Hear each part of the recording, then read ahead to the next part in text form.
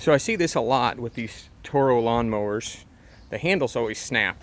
There's a weak spot right there where they drill a hole for mounting different stuff, and a lot of times after just pushing down on these, they'll snap. And so I actually got this mower because somebody decided they were going to use some butter knives and some duct tape to kind of splint it together, and that worked about as well as you'd expect. And so I thought, well, these handles I think are like 90 bucks if you order them, and the mower's probably only worth about 100, so that seems stupid.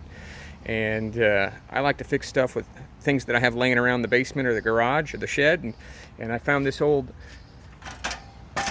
steel step stool that I didn't need, wasn't using, and I just cut the leg off. The inside diameter of that, I think it's like 7/8 of an inch, which is coincidentally about the same as the outer diameter of the mower handle. So I just cut it down and drilled a couple of holes there and there to put those bales back together, and I actually don't even have any bolts holding this in. I was originally going to drill through there and put a bolt there, but then there's one more thing to catch your leg or your hand on, so I thought, well, that seems like a bad idea. And these bales, if you precisely line them up, when you drill them and make it just big enough that they fit through there, they actually hold pretty sturdy.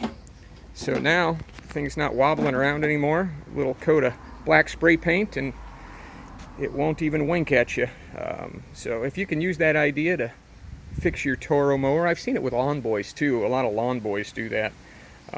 You know, why spend 90 bucks when you can cut up an old step stool and fix it for free?